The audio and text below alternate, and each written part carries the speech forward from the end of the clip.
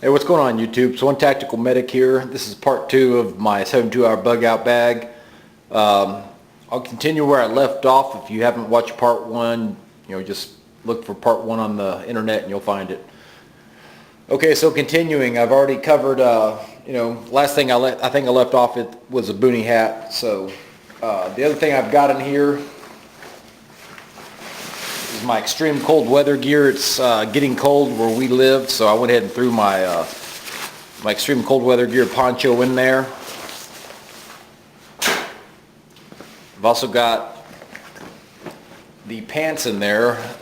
Second thing I've got is a set of knee pads, just for crawling around or whatever.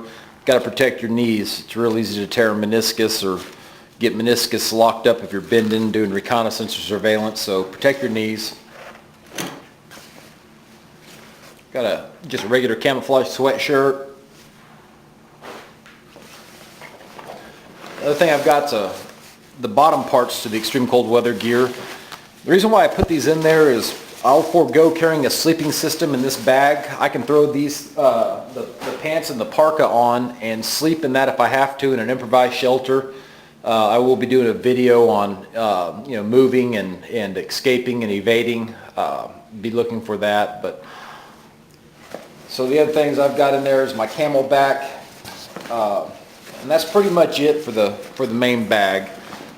I'll go ahead and go into the food kit real quick. This is just a simple Mountain Smith bag. What I've done is I've pretty much just field stripped an MRE, and the MRE is inside there. I also carry a bag of just electrolyte replacements, granola bars, hard candy, some chewing gum, some caffeinated chewing gum, and if you're a smoker, you might want to throw some Nicorette or something like that in there. I mean, if you're jonesing for a cigarette, then you have it. I don't, condone smoking, but if you smoke, you smoke. It's that simple. All right, this is a first aid kit. This is pretty comprehensive. Not everybody's going to have something this high speed or this comprehensive. I'm not saying it's high speed, but it does have a lot of stuff in there. I'll go ahead and set it down and just break it out. This is the little bag I carry that has, some electrolyte replacements. Got a couple power bars in there. Got a couple packages of squeezable fruit. You can get those at drugstores. Granola bars in there. Some hard candy. A couple packs of bouillon, broth, chicken broth, beef broth, vegetable broth. Just good to put in a canteen and heat it up if you have to get some sodium or some fluid replacements. Big thing you need to worry about is replacing those lost salts, lost potassiums, all your electrolytes. You need to replace them in the field. It's very important. Okay, the outside pack here, I've got a set of just regular bandage shears.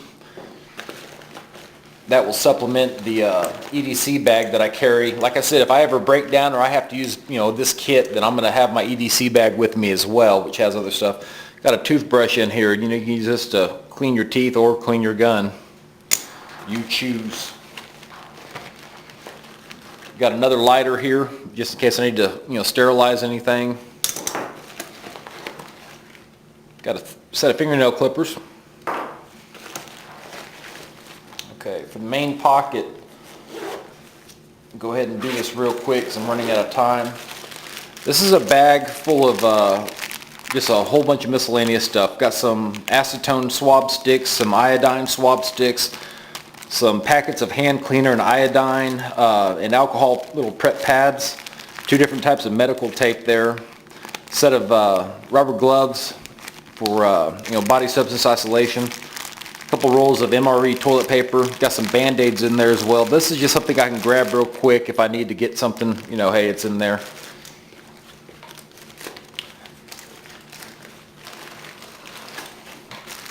This is a little bit more comprehensive. This is got a couple cravat military style triangular bandages in there. This is my blood stopping kit. I've got some 4x4 pads in there. I've also got a couple Israeli bandages to stop heavy bleeding, compression bandages, some cling roll or some Curl-X. Got some more Gorilla tape on a thing, on a credit card. This right here is a adhesive. It's liquid adhesive made by Mastisol. You basically just crush that open and you can use your tape to make butterflies closures in the field. Got 3 things of petroleum gauze in here. If you have to make a improvised occlusive dressing to stop a sucking chest wound, you can. This is an NPA, nasal pharyngeal airway. I also have an OPA, oral pharyngeal airway. If you don't know how to use them, don't. You can cause damage to someone's airway if you don't know what you're doing. I got one ACE bandage here, unused. Got a survival blanket.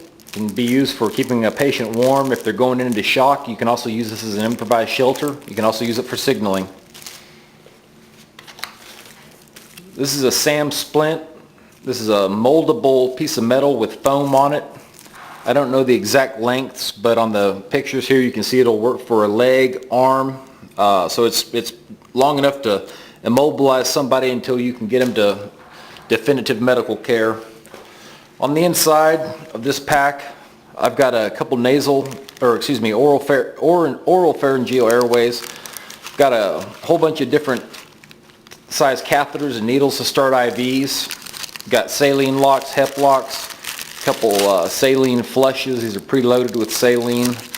I'm a firm believer that, if you have first aid training, then you need to be able to stop blood and do fluid replacement if someone goes into hypovolemic shock, especially if you're out at the gun range. Take a first aid course, even better yet, take your EMT basic or your EMT advanced or your paramedic.